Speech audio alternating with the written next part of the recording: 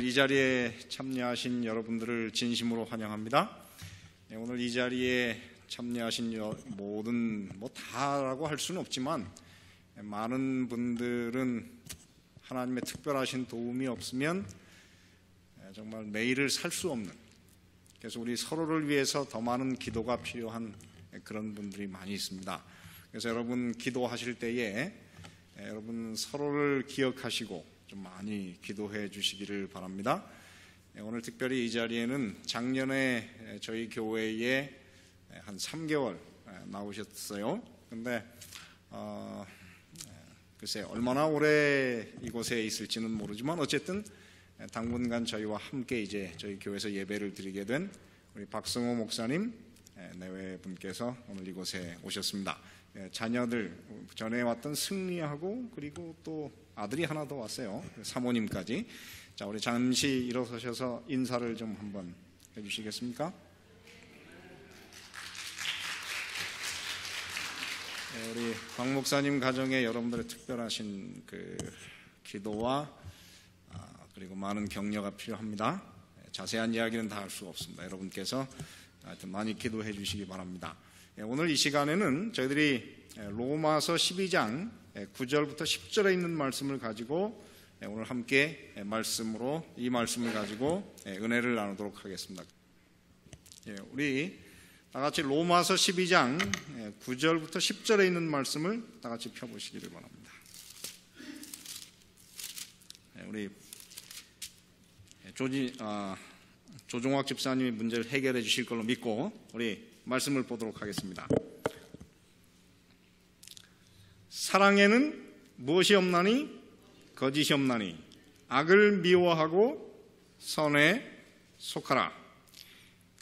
형제를 사랑하여 서로 우애하고 존경하기를 서로 먼저 하며, 이 말씀을 가지고 오늘 함께 은혜를 나누도록 하겠습니다. 여러분, 오늘은 지난주에 이어서 로마서 12장 9절부터 21절에 있는 사랑에 관해서 말씀을 나누고 있습니다. 먼저 지난주에 드린 말씀을 잠시 복습을 해보겠습니다. 자, 그 구약에, 특별히 그 헬라어 구약 성경에는 사랑, 아가페라고 하는 단어가 몇 번 나온다고 제가 말씀을 드렸습니까? 한 분도 기억을 못 하시네요. 가끔 그러면 제가 고생한 게 별로 의미가 없을 때가 있습니다. 구약 성경에, 특별히 헬라어 구약 성경에는 그 아가페라고 하는 단어가 20번 등장한다, 이렇게 말씀을 드렸습니다. 그러면 신약 성경에는 아가페 사랑이 몇 번 등장합니까? 또 모르시네요. 괜찮습니다. 제가 말씀드리면 돼요. 몇 번 나온다고요? 120번 등장한다 그랬어요. 그래서 신약은 구약의 3분의 1밖에 안 되기 때문에 만약에 신약을 구약만큼 늘린다 그러면은 신약에 그 말씀이 몇 번 나올 거라 그랬습니까? 약 360번 나올 것이다. 그래서 신약 성경은 구약보다 약 18배 정도 이 아가페라고 하는 단어가 많이 등장한다, 그렇게 이야기했습니다. 그리고 그 120번 중에 사도 바울이 이 명사형 아가페 사랑을 몇 번 사용했는지 혹시 기억하십니까? 모르셔도 괜찮아요. 75번 기록을 했습니다. 그래서 신약 성경 가운데 사랑의 화신 또는 그의 모든 윤리적인 교훈을 한마디로 요약한다 그러면 그것이 무엇입니까? 그것은 아가페 사랑이다, 그렇게 이야기를 했습니다. 사실 사도 바울의 글을, 그가 쓴 그 모든 내용을 세 단어로 요약한다 그러면 이렇게 요약할 수 있어요. 은혜, 믿음, 그리고 사랑. 다시 한번 말씀드리겠습니다. 사도 바울이 쓴 모든 글을 세 단어로 요약한다면 무엇이라고 했습니까? 은혜, 두 번째 믿음, 세 번째 사랑. 다음 주에는 잊어버리지 마시게 되길 바랍니다. 그래서 로마서 12장까지 가기 전에 사도 바울은 이 사랑, 아가페 사랑을 오직 하나님의 사랑에만 썼어요. 그래서 로마서 5장 8절에 보면 우리가 아직 죄인 되었을 때에 그리스도께서 우리를 위하여 죽으심으로 하나님께서 우리에게 대한 자기의 사랑을 확증하셨느니라.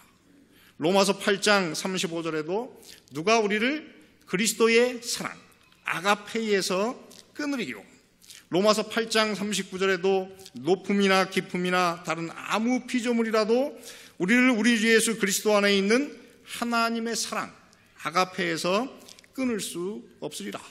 그래서 로마서 12장까지는 아가페, 이 조건 없는 무조건적인 하나님의 사랑은 오직 하나님의 사랑, 십자가에서 나타난 그 사랑에게만 썼습니다. 그런데 로마서 12장에서 처음으로 이 하나님의 사랑을 사람이 다른 사람을 향해서 베푸는 사랑에 이 단어를 썼습니다. 그게 참 놀라운 것입니다. 왜냐하면 인간이 그렇게 하나님의 사랑을 이야기할 수가, 그런 하나님의 사랑을 우리가 다른 사람에게 나눠줄 수가 없기 때문입니다. 그래서 오늘 우리처럼 이기적이고 어떤 분은 그렇게 욕심탱이인 우리 사람이 어떻게 그런 무조건적인 하나님의 사랑을 실천할 수 있겠냐? 그건 불가능한 것이다.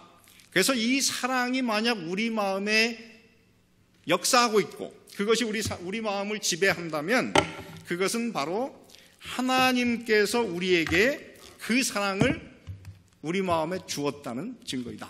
그렇게 이야기했습니다. 그래서 여러분 요한일서 4장 7절에 보면은 사랑하는 자들아 우리가 서로 어떻게 하자? 사랑하자.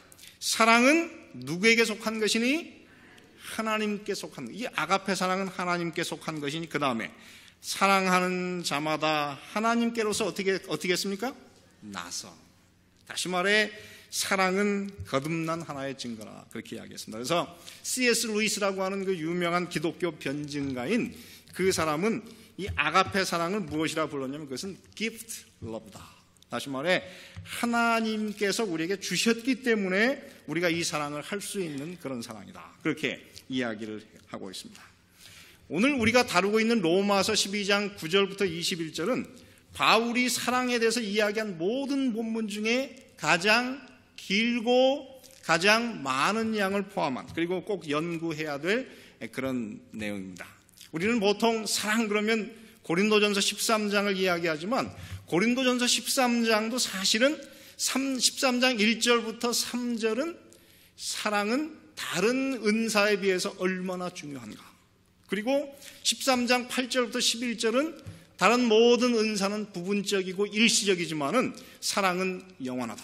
그렇게 이야기하고 실제로 사랑에 관해서 이야기한 부분은 고린도전서 13장 4절부터 7절까지밖에 안 되는 4절밖에 되지 않습니다. 그런데 오늘 우리가 다루는 이 본문은 자그만치 13절이나 돼요. 그래서 이 본문이 굉장히 중요한 본문입니다. 물론 우리가 고린도전서 13장을 우리가 이 연구 안에서는 안 되겠죠. 그래서 여러분들이 이 고린도전서 13장에 나오는 사랑을 얼마나 많이 아는지 제가 이렇게 가로놓기를 한번 해봤어요.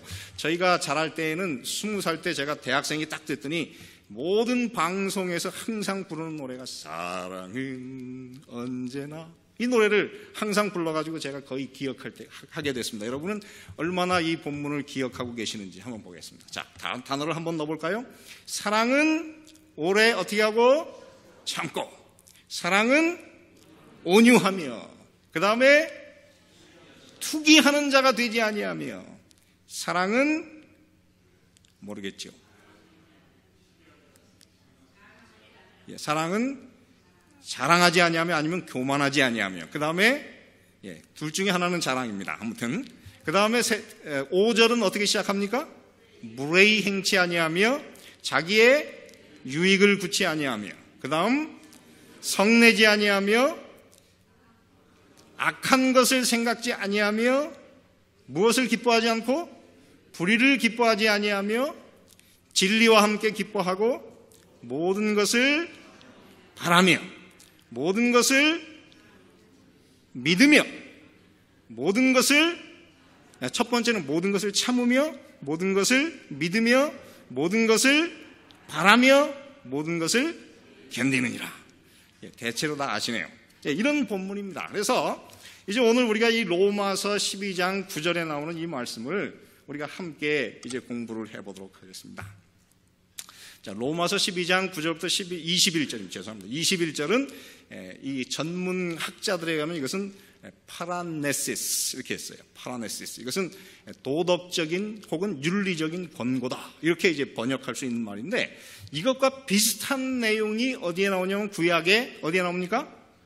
잠언 그리고 전도서, 신약에는 산상보훈 그리고 사도들의 윤리적인 권고에 나옵니다. 전에 제가 한번 김기철 장로님 구역반 소그룹을 갔더니 전도서를 공부하고 계세요. 그래서 어떻게 전도서를 다 공부할까? 왜냐하면 저는 전도서를 공부한다고 하는 건 굉장히 힘듭니다. 왜?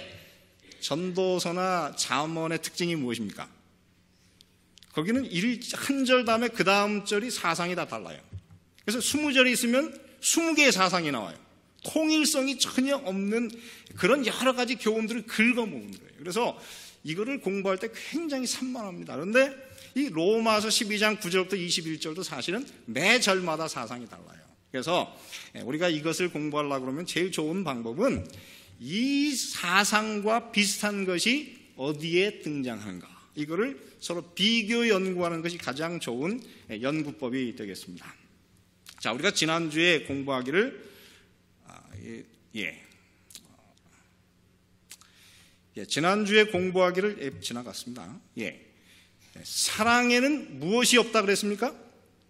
거짓이 없다 그랬어요. 이 거짓이 없다고 하는 말의 뜻이 뭐냐면 그 다음에 후포크립토스. 근데 이 후포크립토스라고 하는 단어가 뭐냐면은 배우가 무대에서 대사를 하는 거를 여기에서 말하자면은 거짓이 없다는 것, 거짓이 아니다, 위선적이 아니다고 하는 말에 쓰는 말이에요. 그래서 여러분 배우가 이 무대 위에서 하는 모든 말은 진짜 그 사람의 진심입니까? 아니면은 다 가짜입니까? 다 가짜예요. 그래서 배우가 하는 말은 믿으면 돼요, 안 돼요? 안 돼요. 근데 사람들은 믿습니까? 안 믿습니까? 믿어요. 그래서 여러분 이게 혹시 뭔지 아세요? 한국에서 지금부터 2년 전에 아주 유명했던 한때 그 드라마 시청률이 50% 가까이 올라갔던 왔다 장보리라고 하는 그 드라마입니다. 이 드라마에서 그 주인공 여자가 가운데 있고 그다음 오른쪽에 있는 그 여자가 세상에 가장 그 악역으로 유명해진 그런 여자예요. 그런데 이 여자가 이제 악역으로 유명해진 다음 길을 쫙 지나가면 할머니들이 뭐라 그랬냐면은 너 같은 년이 어디 여기를 왔느냐고 막 계란을 던진다 그래요. 사실은 이 사람이 아니에요. 그냥 연극을 한 건데 연세 드신 분들은 어떻게 해요? 이 여자가 진짜 그 드라마의 인물인 줄 알고 화가 나는 거예요. 그래서 속는 거예요. 그래서 여기서 말하는 사랑에는 거짓이 없다고 하는 그 말은 무엇이냐면은 이것은 어떻게 해요? 가식이 없어야 되고 그 다음에 어떻게 해요? 꾸밈이 없어야 되고 진실해야 된다는 그런 의미를 여기에 포함하고 있습니다. 그래서 여러분 이 거짓 없는 사랑이라고 하는 단어가 성경에 사실 3번 등장합니다. 하나는 로마서 12장 9절에 사랑은 거짓이 없나니. 그 다음에 베드로전서 1장 22절에 보면 거듭난 그리스도인은 거짓 없이 형제를 사랑하기에 이르렀다. 그렇게 이야기한 다음에 고린도후서 6장 6절에 보면 사도 바울이 사도로서 전도자로서의 자기의 삶을 위해서 이야기하면서 사도로서 그는 거짓 없는 사랑을 가지고 산다. 그렇게 이야기했어요. 그러므로 오늘 이 시대를 살아가는 우리 모든 그리스도인들이 진정한 그리스도인으로서 거짓 없는 그런 사랑을 가지고 사시게 되기를 간절히 바랍니다. 자, 그 다음에 오늘 이제 우리가 공부를 할 것은 그 다음 문제입니다. 그것은 뭐냐면은 사랑에는 어떻게 해요? 사랑은 어떻게 해요? 악을 미워하고 선에 속하라. 여러분 오늘 우리가 정말 이런 그 아가페의 사랑을 남에게 나눠준다고 하는 것이 사실 불가능한 일입니다. 그런데 여러분 이번 주에 일어난 이 중국에서 일어난 사건인데 거기에 큰 태풍이 불어가지고 흙벽돌과 나무로 지은 집이 폭삭 무너졌어요. 그래서 일가족이 다 잠자다 그 안에 다 이제 매몰이 돼 버렸습니다. 그래서 이거를 이제 구출하는데 불이라고 하는 것은 달려온 그 불자동차에 있는 그 불 외에는 아무것도 없었대요. 그래서 그 불을 가지고 이제 이 잔해더미를 치우는데 제일 먼저 그 집의 아내와 그 딴 이제 한 그 아이가 구조가 됐습니다. 그러나 아버지와 20개월 된 딸은 발견되지 않았어요. 그래서 계속 그 더미를 들춰내는데 거기에 갑자기 손이 하나가 딱 나왔대요. 손이 탁 나와가지고 이제 놀래가지고 사람들이 그 더미를 다 치운 다음에 이 사람을 드러내려고 그랬더니 그 사람이 하는 얘기, 조심하십시오. 내 밑에 내 딸이 있습니다. 그러더래요. 얘기에 의하면 그 자네더미가 무너질 때 이 사람은 그 아이를 자기 품에 탁 안고 그 자네더미를 자기 몸으로 받았대요. 그런 다음에 넘어졌는데 자기 밑에 딸이 깔려있기 때문에 두 손과 두 발로 이렇게 공간을 만들어서 이 아이가 자기 배 밑에서 안전할 수 있도록 이 아이를 지켰대요. 구조는 오지 않고 여러 시간 동안 죽을 힘을 다해서 이 아이를 탁 이렇게 지켰대요.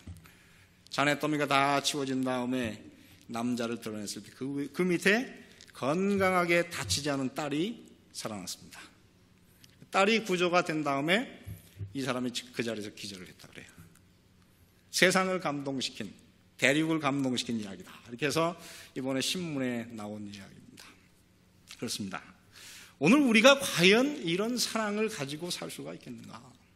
참 쉬운 일은 아닙니다.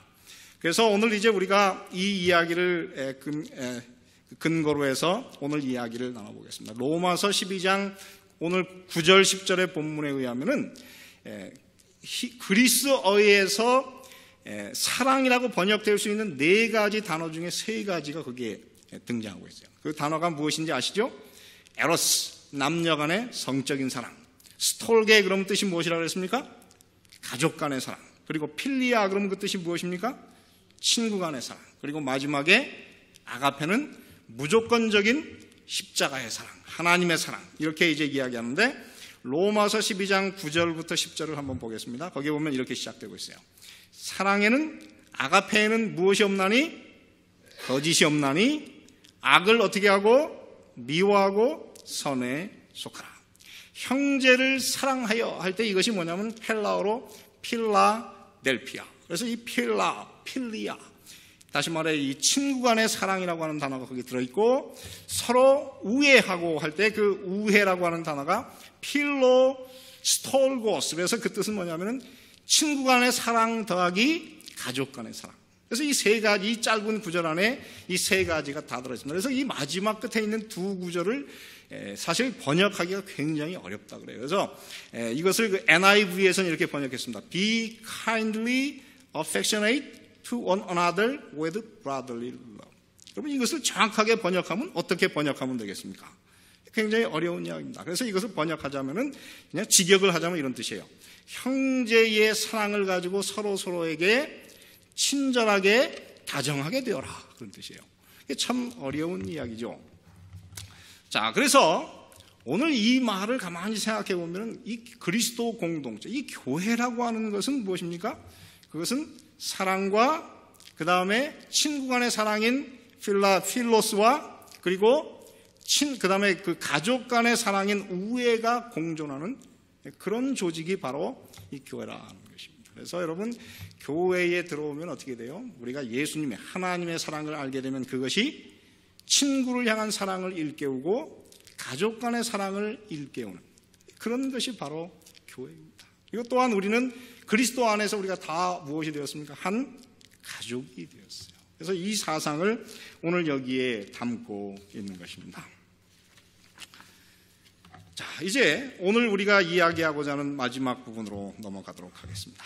악을 미워하고 선에 속하라. 여러분이 악을 미워하다 하는 이 말은 굉장히 강한 단어예요. 이 헬라어로 보면 사실 스투게오라고 하는 그 단어만 해도 미워하다는 것인데 거기에 아포라고 하는 단어가 있어가지고 그것이 굉장히 강한 단어가 있어요. 그래서 그 뜻이 뭐냐면은 증오하다, 강력하게 미워하다, 그런 뜻이에요. 그래서 여러분, 이 그리스도인들의 삶은 사실 우리가 사랑을 가졌다고 하면 우리 마음속에 이 사랑은 악과는 공존할 수 없는 그런 상태에서 산다고 하는 것입니다. 근데 여러분, 그게 정말 쉬운 일은 아닙니다. 그래서 우리가 이 사도 바울의 글을 살펴보면은 이 사랑은 악과 공존할 수 없다고 하는 것을 여러 번 사도 바울은 반복하고 있습니다. 로마서 13장 10절에 보면 사랑은 이웃에게 무엇을 행치한다 그랬습니까? 악을 행치 아니하나. 여러분, 이 10계명이 과연 무엇입니까? 그것은 악이 무엇인가, 그거를 정의하는 것이고 사랑이 무엇인가를 정의하는 것인데, 우리 마음속에 사랑이 있다고 하면 우리는 어떻게 해요? 악을 이웃에게 행치 않습니다. 그러므로 우리 마음속에 아가페 사랑이 들어오면 우리는 어떻게 해요? 율법을 온전히 순종할 수 있는 상태로 변하게 될 것이라고 그렇게 이야기하고 있습니다. 그 다음에 고린도전서 13장 5절 6절에도 보면은 사랑은 무엇을 생각하지 않습니까? 악한 것을 생각지 아니하며 불의를 기뻐하지 않는 것이 이 사랑 가운데 살아가는 사람이라 그렇게 이야기하고 있습니다. 그리고 데살로니가전서 5장 21절 22절에 보면 이렇게 썼어요. 범사에 헤아려 무엇을 취하고 좋은 것을 취하고 악은 모든 모양이라도 버리라.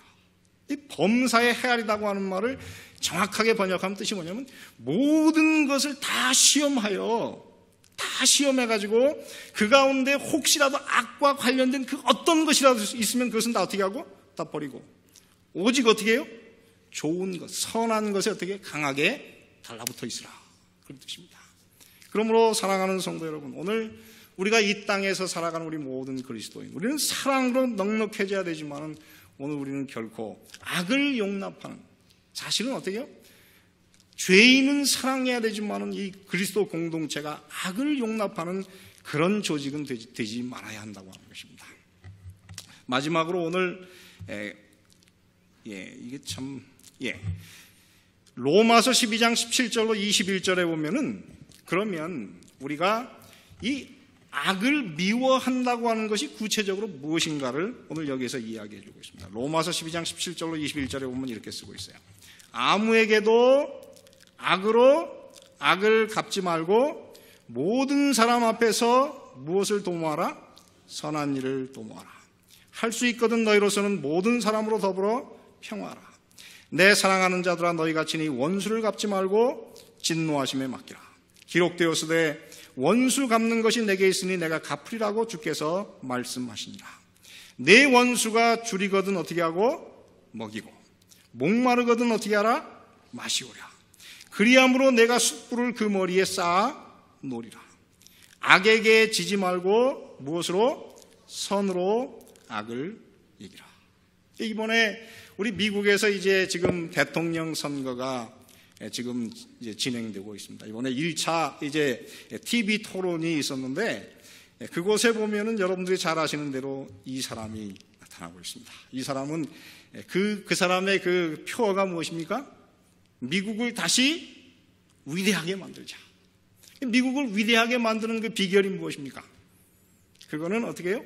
보호무역을 통해서. 이제까지는 이 미국 사람들이 세계의 경찰 노릇을 하면서 많은 손해를 봤지만은 더 이상 우리가 이제 손해를 보면 안 되겠다. 우리의 일자리를 찾고 우리의 이익을 구하기 위해서 우리는 더 이상은 이제 우리가 희생하지 말자. 이렇게 이야기를 하고 있습니다. 그래서 이렇게 해서 이제 등장한 사람이 바로 이 도널드 트럼프인데 여러분 이 도널드 트럼프가 과연 미국을 위대하게 만들 수 있겠습니까?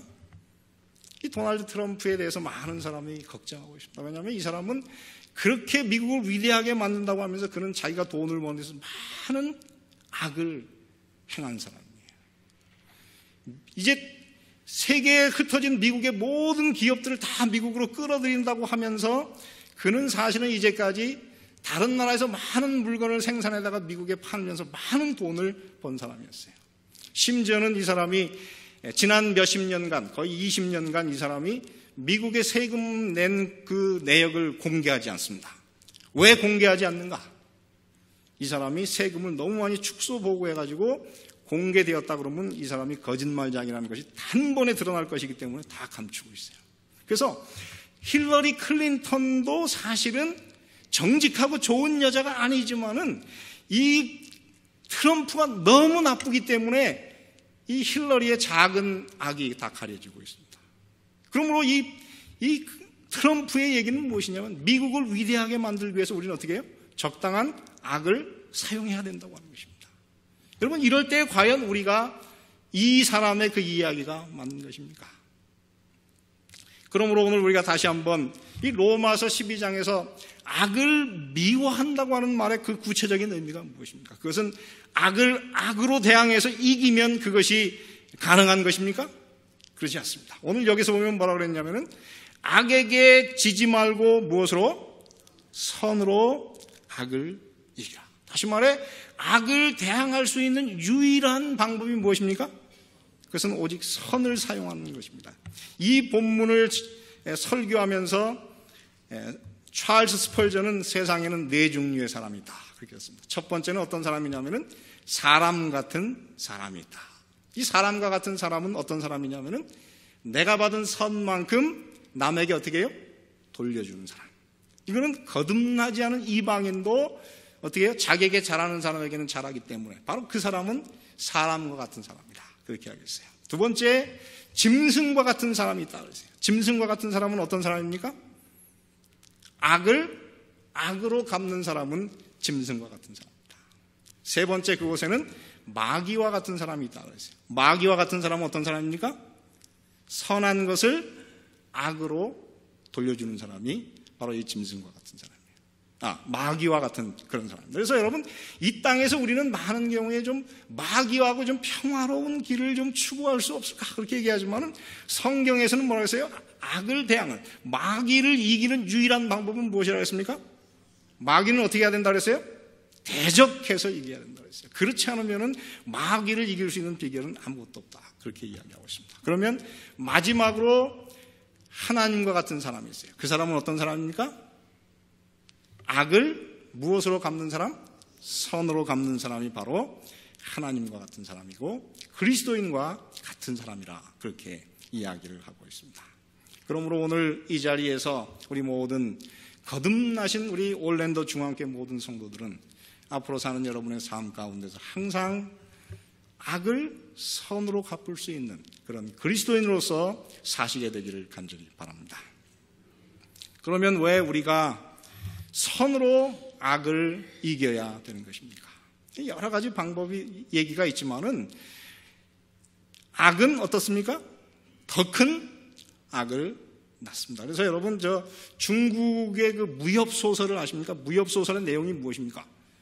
두 가문이 있었는데 이쪽에서 자기 아버지를 죽였어요. 그랬더니 살아남은 사람이 산속으로 도망가가지고 20년 동안 쫙 무예를 쫙 연마해가지고 다시 쫙 내려와서 마지막 결투 쫙 그래가지고 자기 아버지를 죽인 원수를 다 갚아요. 그런데 다 죽이지 못하고 어떻습니까? 또 한 사람이 산으로 도망가. 그래서 또 20년을 연구해 또 내려와서 또 죽여요. 그래가지고 악으로 악을 갚는 것은 무엇입니까? 영원히 끝나지 않는 분노와 이 부조리를 낳는 것이 악인 것입니다. 그래서 여러분 이 땅에서 결코 악으로 악을 갚음으로 이길 거라고 생각하지 마시게 되기를 간절히 바랍니다. 두 번째, 악으로 악을 갚는 것은 어떻게 해요? 자기 자신 혹은 공멸의 길이라고 합니다. 여러분 그리스에서 그 옛날에 이제 그 마라톤이 굉장히 유명할 때가 있었어요. 근데 그 마라톤 대회에 두 사람이 이제 항상 나가면 둘이 항상 1, 2등을 다퉈요. 그래가지고 이제 마지막 마라톤 이제 제일 중요한 게임이 있었는데 두 사람이 다시 이제 등장합니다. 그래서 이 경기를 이기는 사람은 그날 뭐냐면 월계관을 쓰고 그 다음에 이기는 사람은 그날 이제 동상을 만들어서 다 기념을 하기로 했다. 그래서 두 사람이 얼마나 열심히 연습을 했겠습니까? 열심히 연습을 해가지고 뛰었는데 항상 2등 하던 사람이 그날도 결국은 1등을 이기지 못했어요. 그래가지고 자기는 아무것도 못 받고 자기가 그렇게 미워하는 사람이 딱 동상이 딱 길 가운데 딱 서 있으니까 여러분 그 동상을 보고 지나갈 때마다 어떨까요?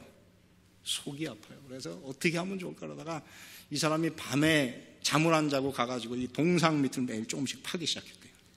하루 파다가 또 이제 그 다음날 또 파고 그래서 드디어 이제 무너질 때가 거의 가까웠습니다. 그래서 마지막 한 번만 파면 무너지는데 딱 무너지는 것이 어떻게 해가지고 잘못해가지고 각도가 잘못 기울어져가지고 파는 이 사람 앞에 폭 쓰러져가지고 동상도 쓰러지고 이 사람도 죽었대요.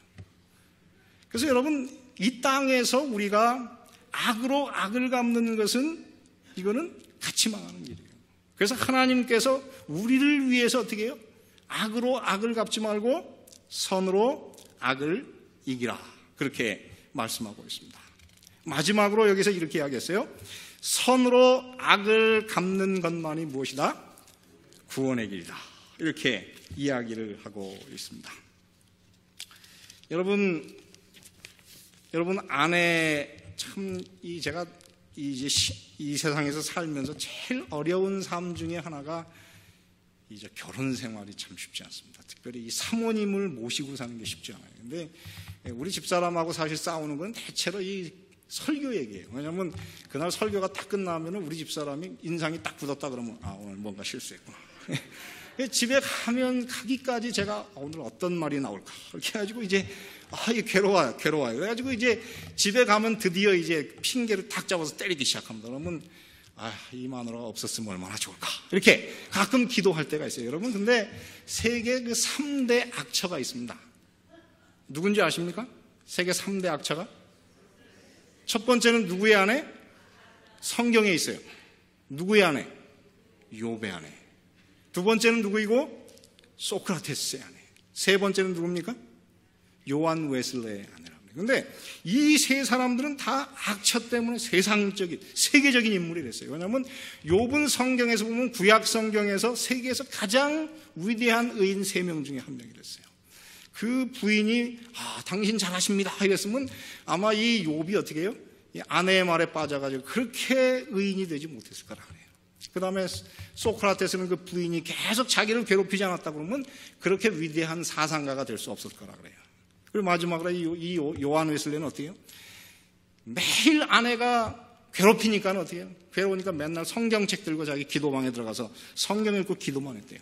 나중에 영성이 생겨가지고 세상을 뒤집어 엎는 위대한 종교개혁자가 됐다 그래요. 그러니까 여러분, 이 땅에서 하나님께서 우리에게 이 악을 주시는 이유가 무엇입니까? 그거는 어떻게 해요? 이 땅에서 우리가 이 악을 통하여 변화함을 입어 하늘에 들어갈 수 있도록, 그렇게 여러분의 그 사모님 혹은 남편을 여러분에게 주신 것을 인해서 하나님께 감사하시면서 매일 여러분의 삶을 정말 인내하시면서 악으로 악을 갚지 마시고 무엇으로? 선으로 악을 갚으시게 되기를 간절히 바랍니다.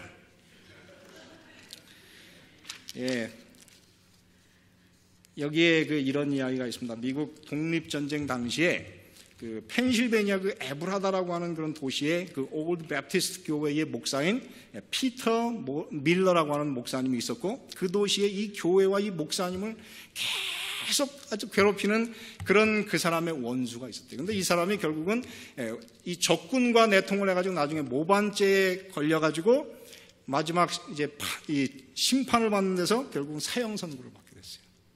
그 사람이 이제 죽기가 가까운 것을 알게 된 다음에 이 피터 밀러 목사님이 거기에서 조지 워싱턴 장군이 머물고 있는 필라델피아까지 60마일이 되는 거리를 걸어서 갔어요.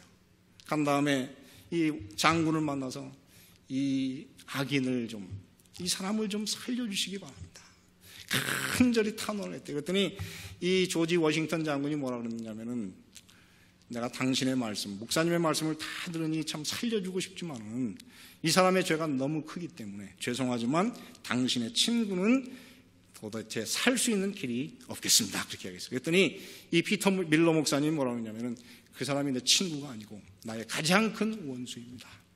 성경에서 원수를 사하고 악을 선으로 갚으라고 했기 때문에 내가 이 자리에 왔습니다. 그렇게 하겠대요. 그랬더니 조지 워싱턴 장군이 크게 놀라고 그 다음에 그에게 사면장을 딱 써줬어요.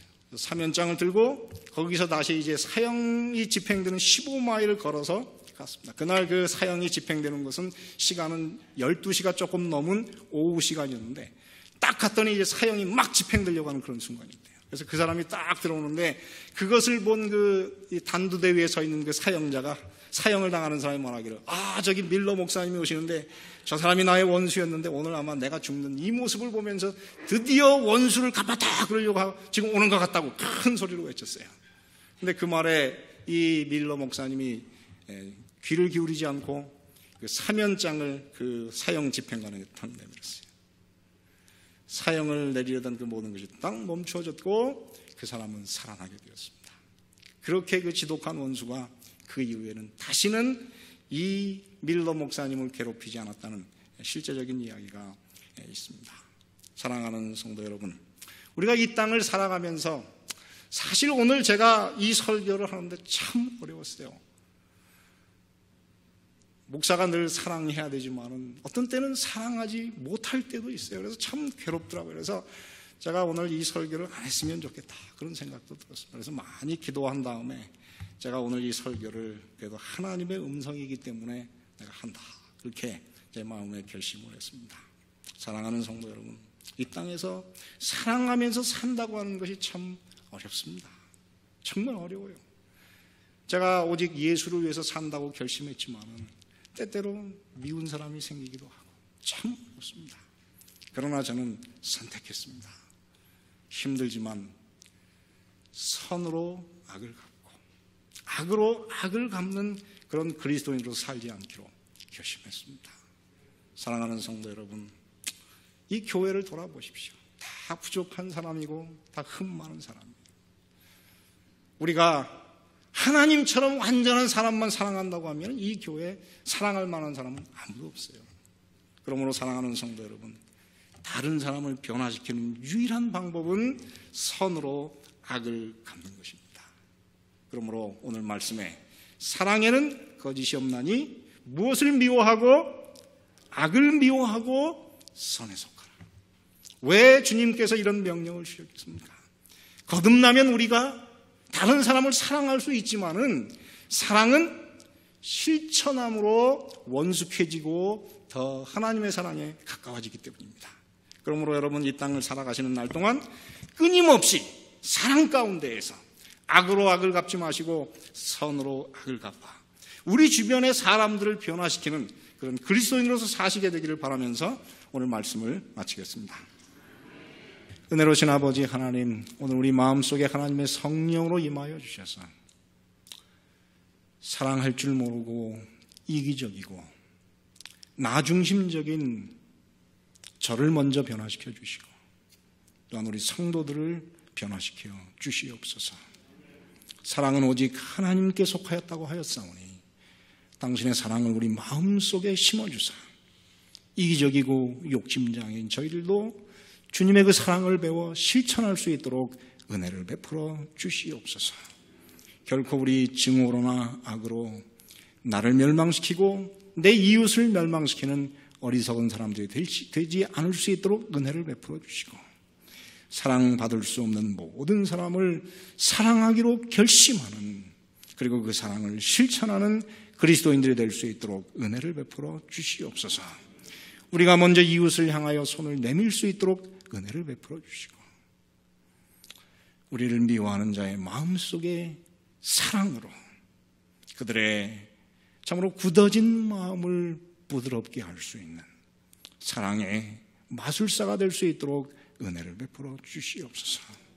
주여, 우리의 마음이 식어지지 않도록 항상 하나님의 사랑을 새롭게 우리의 마음에 부어 주시옵소서. 그래서 저희들로 인하여 우리 가정이 사랑으로 따뜻하게 해주시고 우리의 교회가 사랑이 넘치는 교회가 될 수 있도록 은혜를 베풀어 주셔서 이 활동하는 아가페 사랑이 우리 모두를 변화시키고 성숙시키며 구원에 이룰 수 있도록 은혜를 베풀어 주시옵소서. 오늘 참으로 이 땅에 있는 많은 재난과 어려움 가운데 괴로워하는 당신의 자녀들이 있습니까? 하늘에서 주님께서 사랑을 부어주셔서 그들의 가슴 속에 우리를 얼마나 크게 사랑하시는 그 하나님의 사랑이 오늘 우리에게 있음을 깨달을 수 있도록 도와주셔서 다시 한번 주의 사랑을 붙들고 일어서서 이 어둡고 힘든 세상을 힘껏 싸워 이기는 그런 그리스도인들이 될 수 있도록 은혜를 베풀어 주시옵소서. 이제는 하나님의 사랑과 예수 그리스도의 은혜와 성령 하나님의 교통하심과 감화하심이 악으로 악을 갚지 아니하고 선으로 악을 정복하여 이기는 올랜도 중앙교회 모든 성도들과 이제로부터 영원토록 함께 하시기를 예수 그리스도의 이름으로 축원하옵나이다.